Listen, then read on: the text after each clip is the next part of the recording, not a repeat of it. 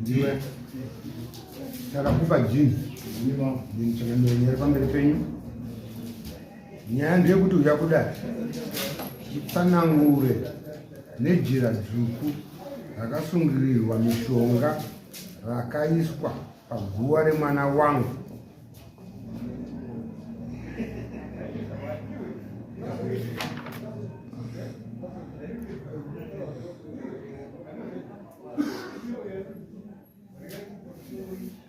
Ndodzokorera tamira.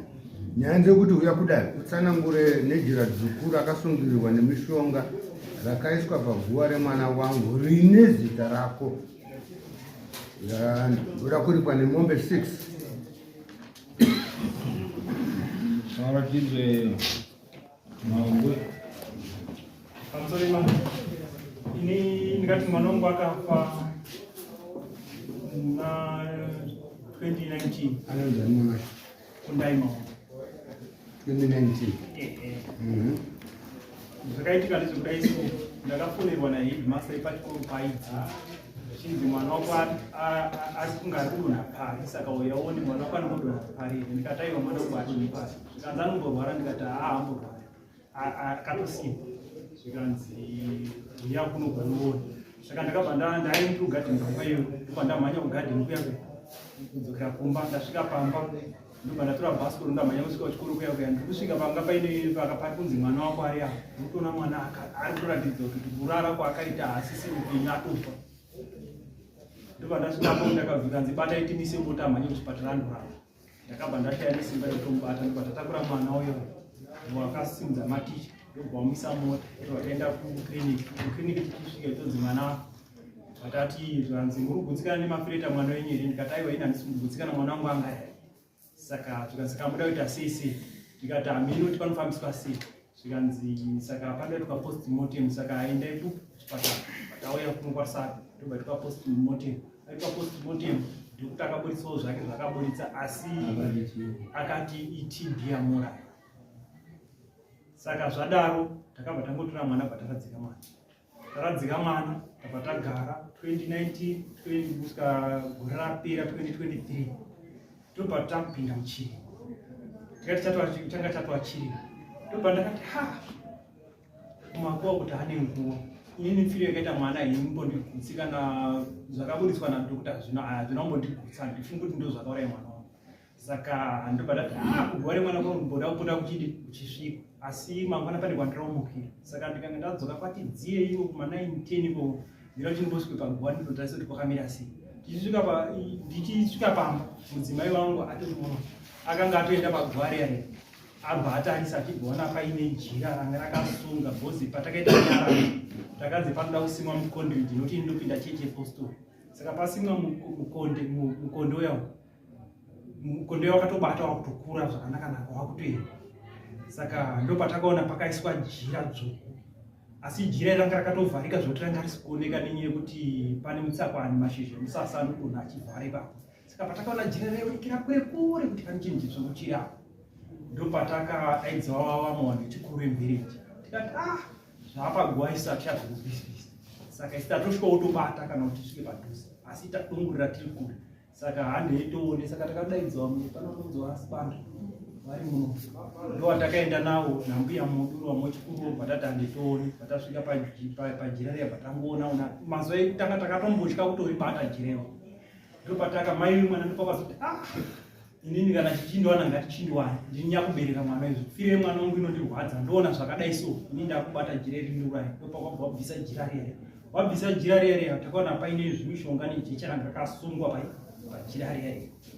Saka takashaya kuti zvaitwa nani, ndopatakabva tatora jira riya taenda naro kumba taribhedhenura takaona pari kubuda zvimishonga zviya zviya nejecha riya riya. Tatambanudza jira riya tikuona pakanyorwa kunzi kini charakupa gumbi, papanyorwa Arisi Mupenzwa beta, papanyorwa umwe anonzi Benjamin Size Chirando 1 hour. Ndinogara kure nawo, zvakandinetsa kuti ndandakama nawo, waiwauya pagwari mwana wangu achiita zvinhu zvakaita. Saka nenhau yemari kuti ndandinowana kuenda kuchikoro ndikadai ndakatoya chinhu chekurapira but mari yanga iri kungochimitsa saka ndazoti nguva yake ngarambe iri kurebesa ndosaka tusika kudai mama vanyorwa nongani 3 ani masawo nzuriwa gini charakupa gumbi papakanyorwa nitupoti gumbi papanzi Alice Mupenja pakanzi Beta mberi kwacho papanzi Benjamin Size papanzi Chirambo ndizvo kamema Alisani Mupenja ni Benjamin ani Size Alisani Mupenja Chirambo Chirambo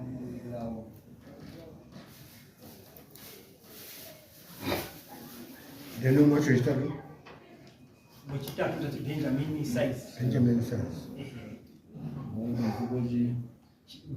Size Chirambo Alice ndo Beta. Beta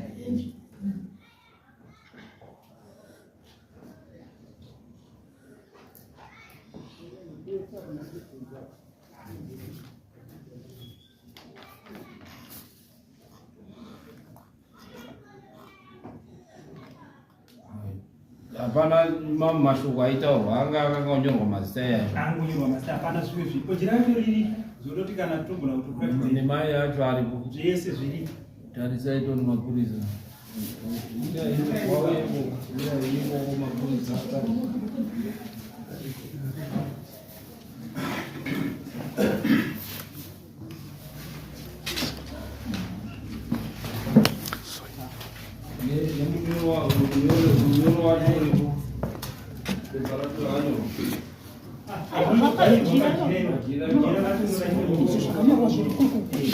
saka zvinoda palight isu hatina chinotoonesa zvinoda palight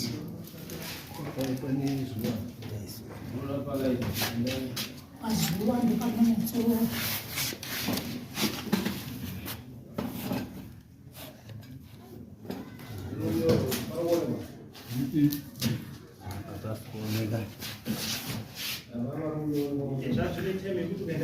aiwa zvinooneka pane vanhu vanoona vakaenda pazuva anotoona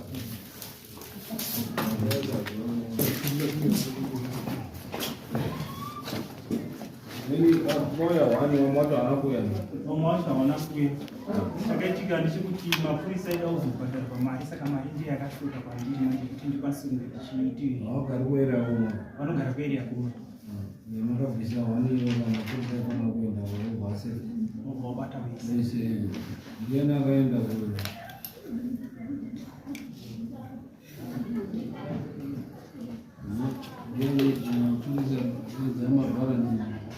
mabhara daidziriwo mabhara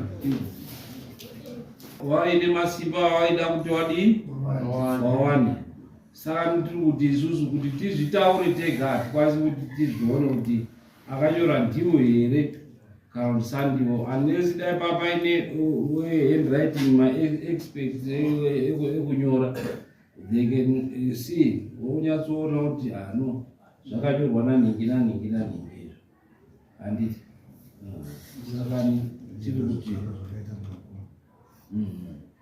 ndingambobvunza avo baba vane zita rakanyorwawo hanzi vanopinda chechi iyo yengotsvuku yechi ndo vane zita rakanyorwa kavo imi munoprofita here mati ndinonamata munoprofita here musataure mesa nezvozvinhu ndida ndikubvunzei musaite havowo ngati munopinda chechi yekungotsvuka iyi munoprofita here munoprofita zhira iro mukatiprofita munoziva irikutanga nerwanaka kana kuti zvakarakaikirwei profita ijira irove pane zvamakamboona here zvamakanyorera kana kuti akakunyorerai imimi muprofiti wacho zita renyu riripo pane zvamuri kuona here pakuprofita kwenyu inini ndinoratidzwa mati ndinorota amuprofiti ndinokuratidza kuoneswa rikwanisa kuoneswa dambudziko riri pana baba Asi- asi zvinhu zvinoitika ingoti apa zvatoiti muprofita jini mati munoona mati ndinoona munorota munooneswa munoprofita zvese zviri 4 munozviita zvinoda kuti muri munhu wamwari chaiyo chaiyo asi panyama imimi panyama ndizvikwadi panyama maramba kuti wese watatuwa wamwe wenyu wairawo maisora kuti handiwazivi asi zvakuzodzika manje takuzodzika manje usataura umwe achitaura mudhara nyaya yakuzodzika manje munotonamata nawo vanhu vese vari watatiwa hatina matina taigona matana umwe ani acharutaura sakutomomira teerera chamati teerera kana waimboona matana nawo musingachanyamati mese unoti hauchatomuzivi nokuti ngataridai kuti handimuzivi asi makambona mata mese unotaura kwati ndinomuziva asi takambona mata mese ndinomuziva takambona matati kuti handiwazivi asi pamatarwa zvaitwa kuti benjamin ini handimuzivi kuti anonzi benjamin saka kuti ndairoti benjamin nezita rimwe rataura mazoendera futi mberi nenyaya yekuti benjamin yoyo zita rekuti benjamin handirizi ndinoziva rikuzvarwa kwayo kubereka kwake rekuti hani ndakurikangana semunhu anenge muprofita nauireitika ndeyekuti kumasove kana munhu ari muprofiti kana kuti mumwe munhu aine zita rekuti izita rekuti rinenge rine mhatambudziko vanochinja mazita maprofita kuchinja vanhu saka vakanzvengawo chokwadi chiripo ndechekuti vanotoziva nhau iripo ndeyekuti isusu toda kungoshanda nevaripo vacho titomboone kana kuri kuti mati mimi nokuti duchuru ngatitotangire pane varipo nekuti nhau pamwe tikazoturwa pamwe hatouyi nekuti watogara mutsvanzo kuti kana mava kutotsvedza wangoti hatina kugonamata asi wakatonamata vese vari maprofiti wese vachitobuda kuenda kumozambique endai useni kwechuru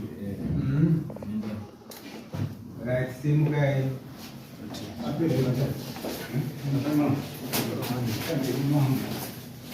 Disgusting.